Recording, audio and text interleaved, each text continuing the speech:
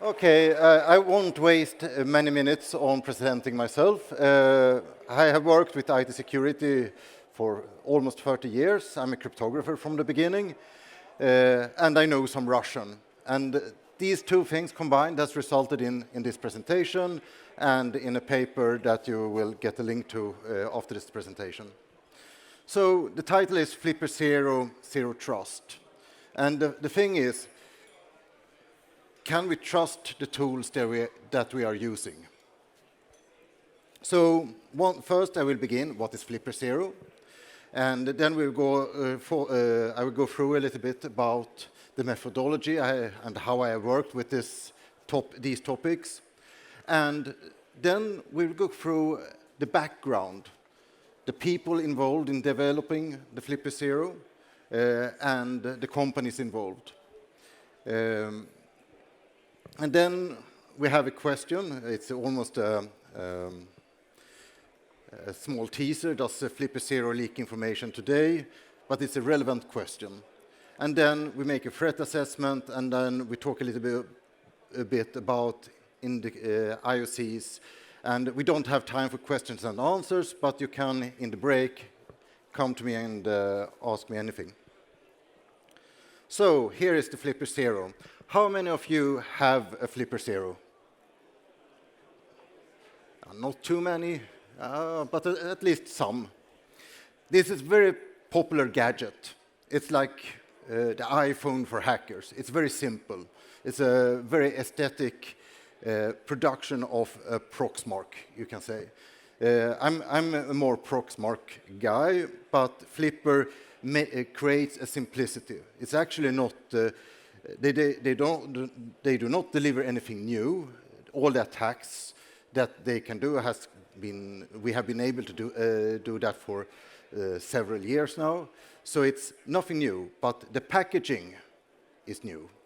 And the packaging delivers that anyone with zero knowledge about hacking and cloning RFID cards and so on can use it with just one click of a button.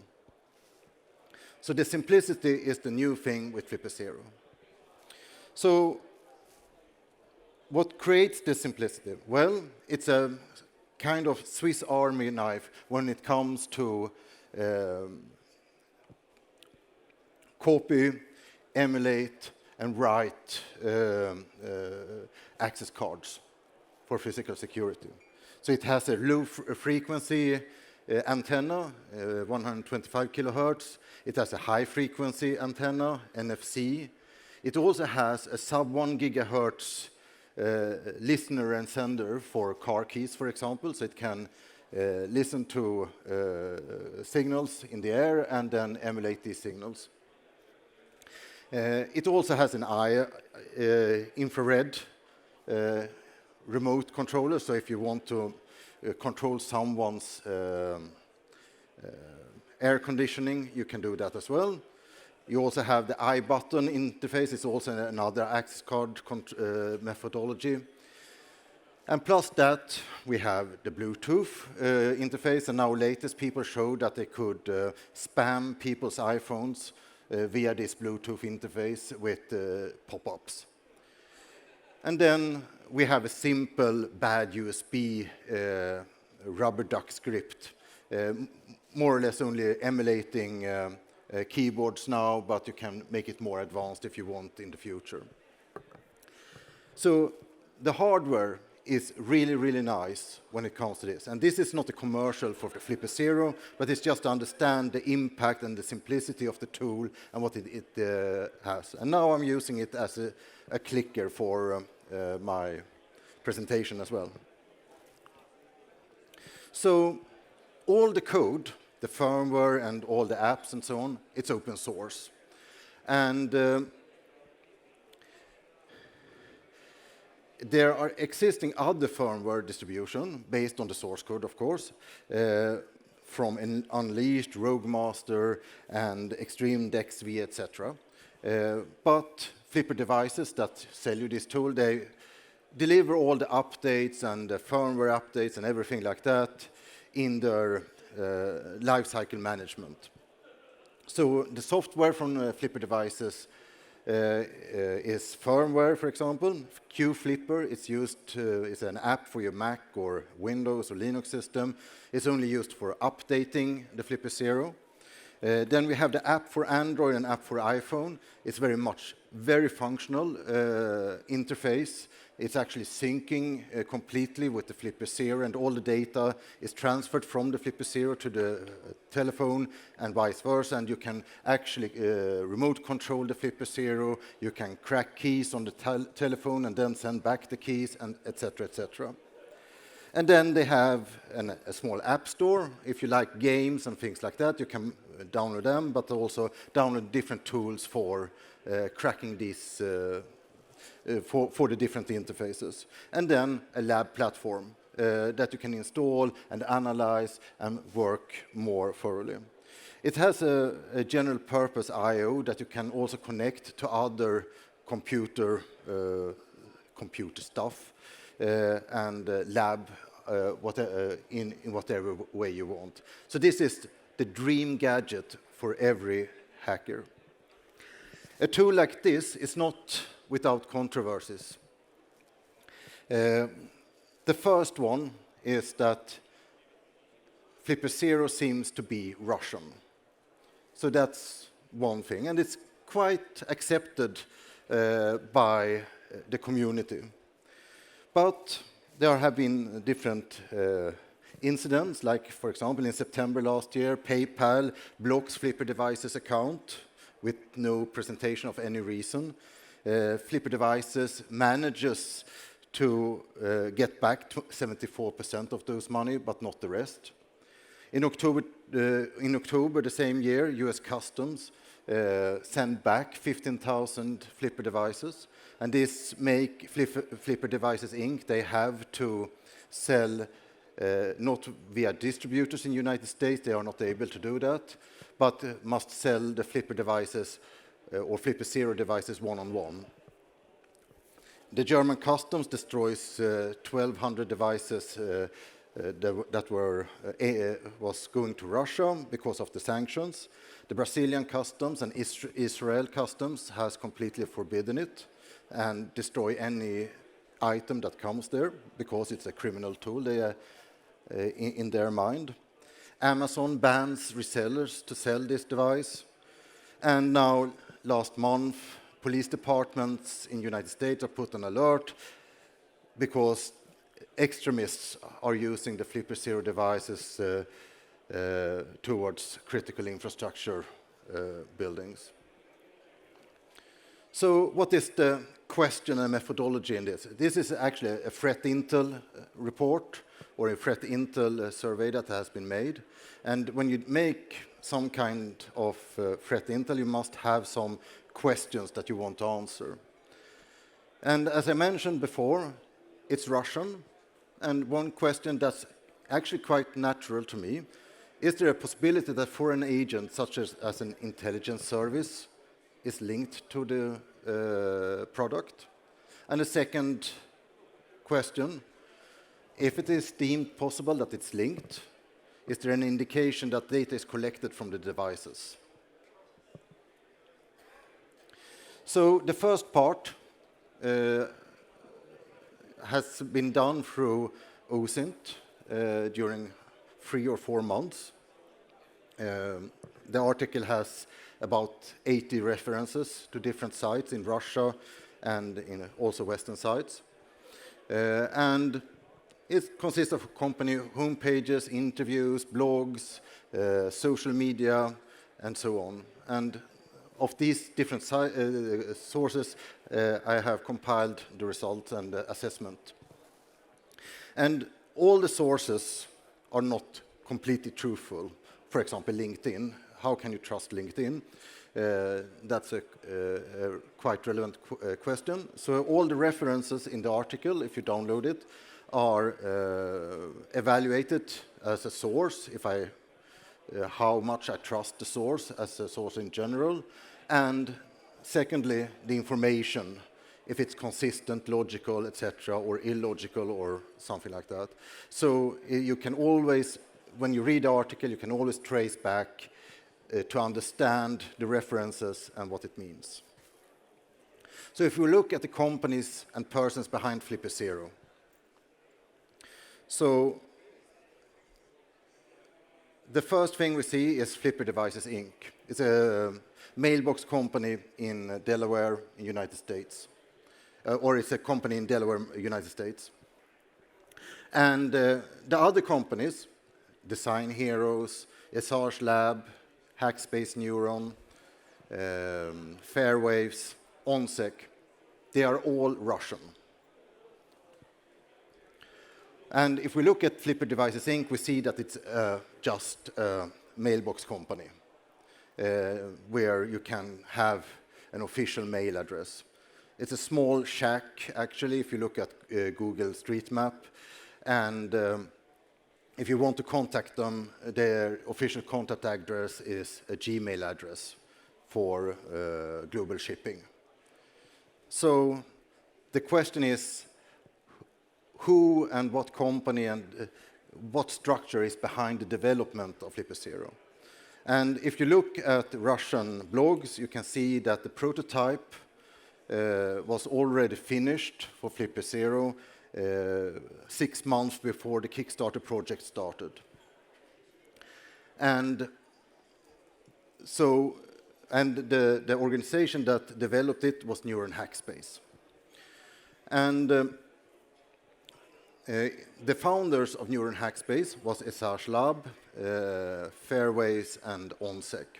And what's interesting is, for example, Alisa Shevchenko from Esage Lab. She's a renowned security researcher focusing on offensive security. She financed Neuron Hackspace the first 18 months when the Neuron Hackspace was founded. Alexander Kemeris from Fairways, they build software-defined radio GSM stations. And Ivan Novikov, well, at that time he called himself Vladimir Vorontsov. It was an alias. He even used it as a CEO for OnSec, this alias. But when he moved his company to the United States, he had to use his real name. And then we have the Pavel Zhovner, that is the CEO of Flipper Devices, and the co-CEO of Neuron Hackspace. So, who is Pavel Zhovner? Well, he's from Ukraine, Odessa, and in these times we think maybe that all persons from Ukraine are the good ones. But what should be known is that Odessa is many ethnical Russians lives in Odessa. And when he lived in Odessa, he started a DDoS site in 2011 called putinvzrivayetdoma.org. It means Putin blows up apartments, with a reference to the 1999 bombings of apartments in Moscow, where Putin claimed power and started the second Chechen war. And this site was some kind of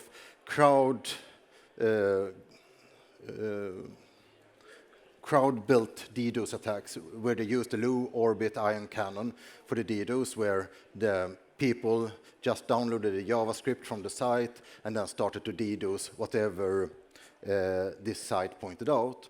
So that the targets of the Putin's Rivayet-Doma was United Russia's homepage, it was FSB's homepage, and so on. So you can think that he was the good guy. But something happened in 2013. He moved to Moscow.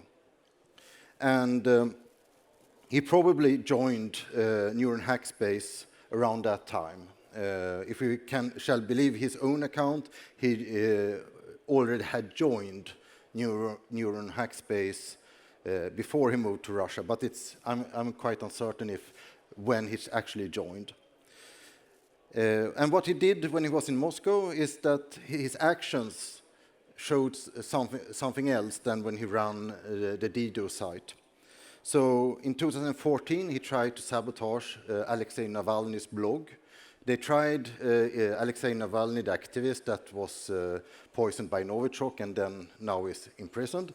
He tried to have his blog up and running so all Russians could reach it. So they replicated it among many different servers from volunteers. So what Pavel Zhovner did is that he offered a number of servers for this replication, but instead of was being a replica of Alexei Navalny's blog, it's actually led to child porn and drug-related sites. So Ruslan Leviev, that ran the blog and was the manager of the blog, he was dubious if Pavel Zhovner was an idiot or if he worked for the intelligence services in Russia. So it was somewhere there in between. In 2017, he initiated a project called Zaborona Help. And Zaborona Help is a project that is very much alive today. And this is a tool for Ukrainians to bypass the Ukrainian firewall towards Russia.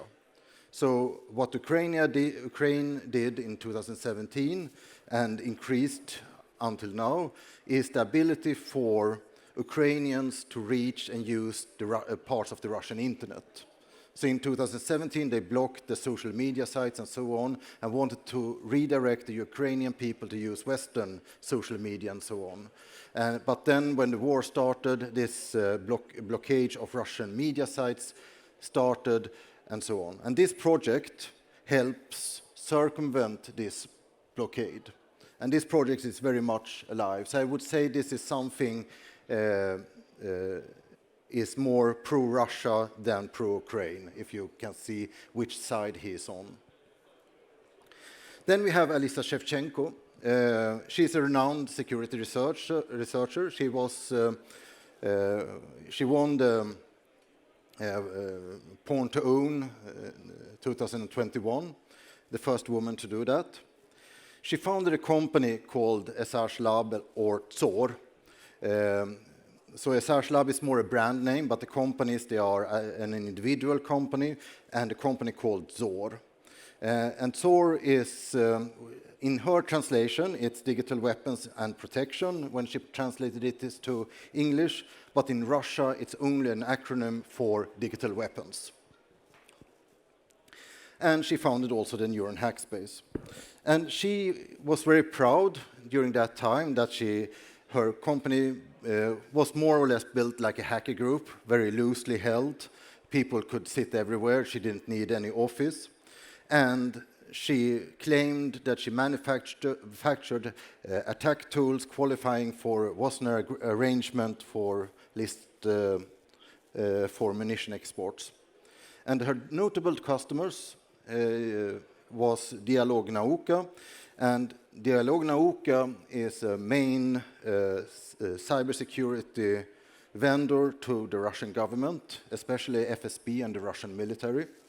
And Inform Sashita is also an information security company deliver services to the Russian government. So if we look at the companies here, we see that the individual company, it was the one that lasted longest. And then we have TSOR.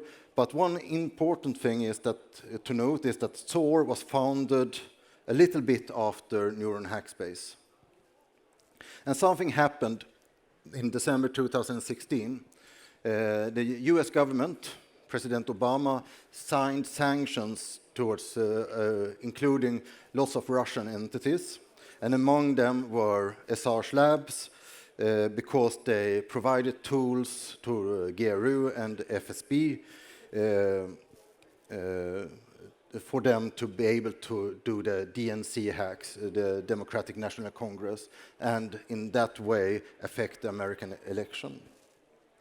And so there are quite a close connection between Neuron Hackspace, and another connection is that if we look at Neuron Hackspace first homepage, they only say which address they are on. And if you look at the sanction list's address, it's actually the same as Neuron Hackspace, the 2012 and 2013. 2013, they moved to another address, Neuron Hackspace.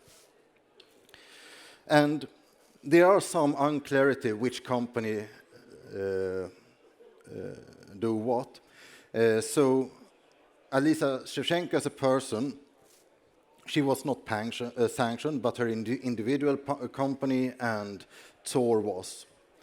And if we look at Tor, what you see is actually the revenue and the results for Tor when it was active.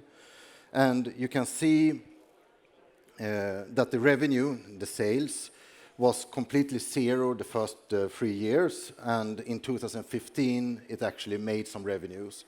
But if you look at the results, it was losses all the time and never did any profit. And then the sanctions came. So how did Alisa Shevchenko respond on this? She pictured herself as a scapegoat. Full out denials, she claimed that the American wants to punish Russians and picked her company randomly or by incompetence. And the interesting part here is that Western media at that time chose to follow her narrative of the story and not the American government. So this is a quite thing. So there has been some doubts in the community about this. Alisa seems now to have moved to Hong Kong since the beginning of 2021, and this correlates coincidentally with the start of the Flipper Zero mass production in Shenzhen next door, but I haven't been able to find any connections there. So then we come to the question, does Flipper Zero leak information today? And this is not, we were not able to make a full analysis of everything. We just tested the Q-Flipper for Linux and Mac, and we also tested the Flipper app for Android.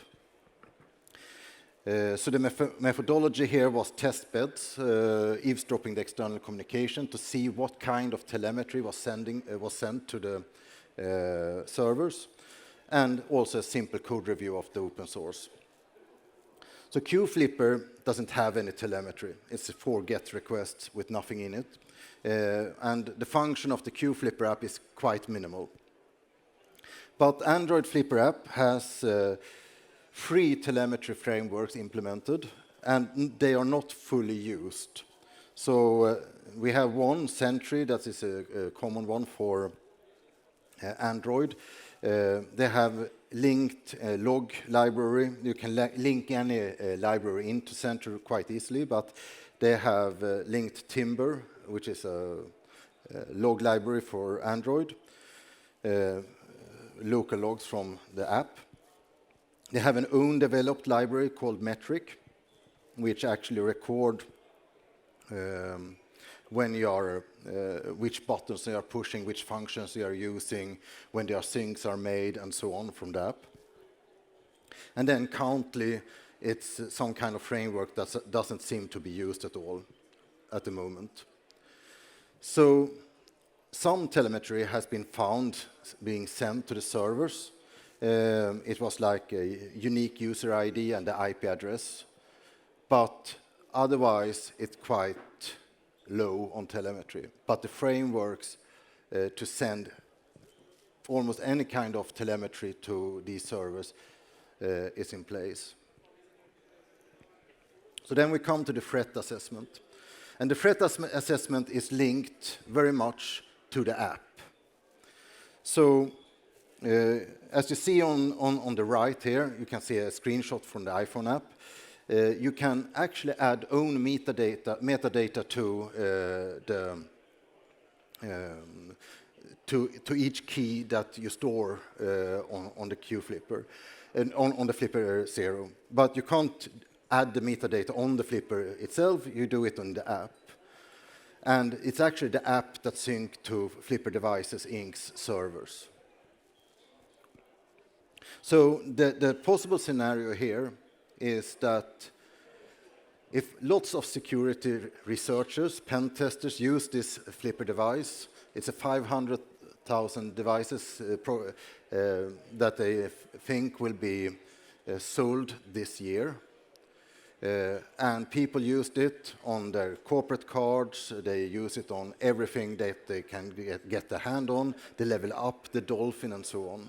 An update for harvesting this information is quite a viable threat.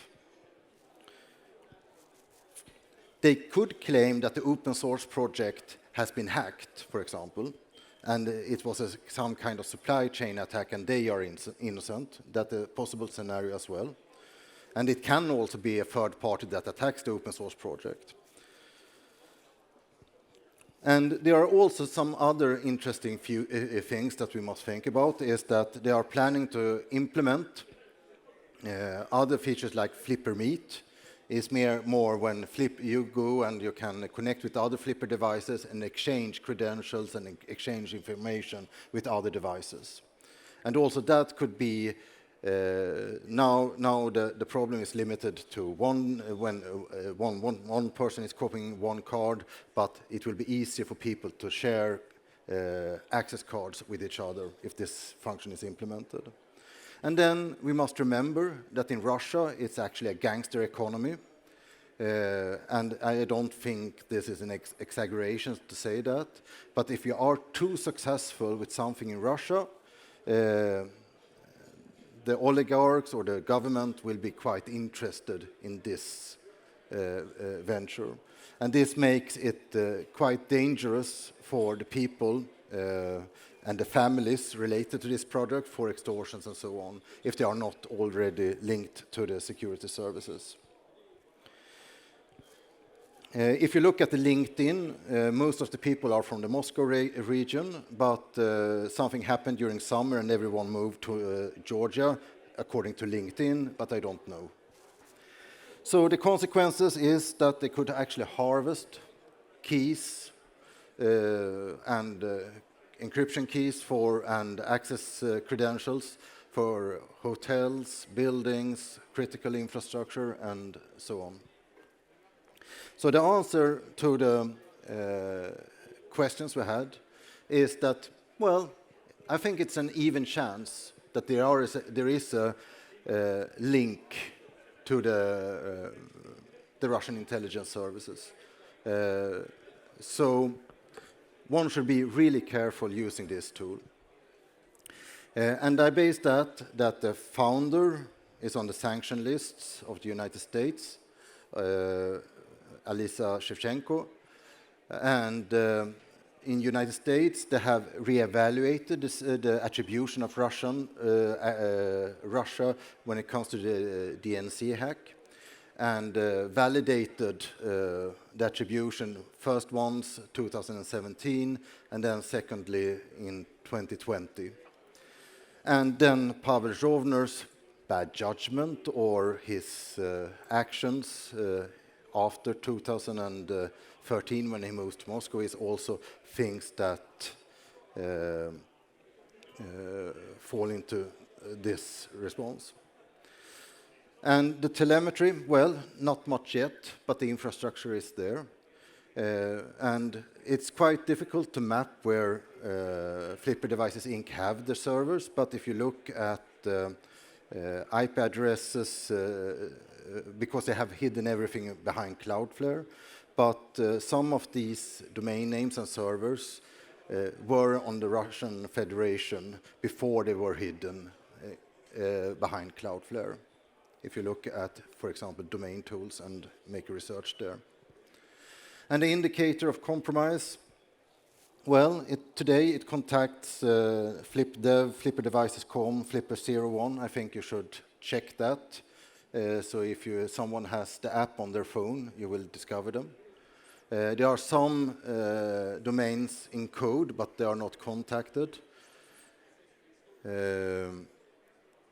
And then we have the device. If persons want to charge their Flipper device, which they do once every 30 days, and connect it to the computer, then you can detect it, for example, with an EDR solution.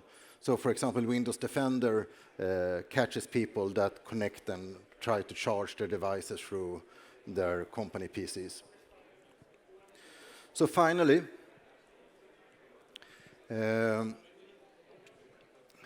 beware of geek bearing gifts. I really think this is a competent tool, but in the political situation today, Russia is not our friend. And they could very well be playing a trick. Thank you.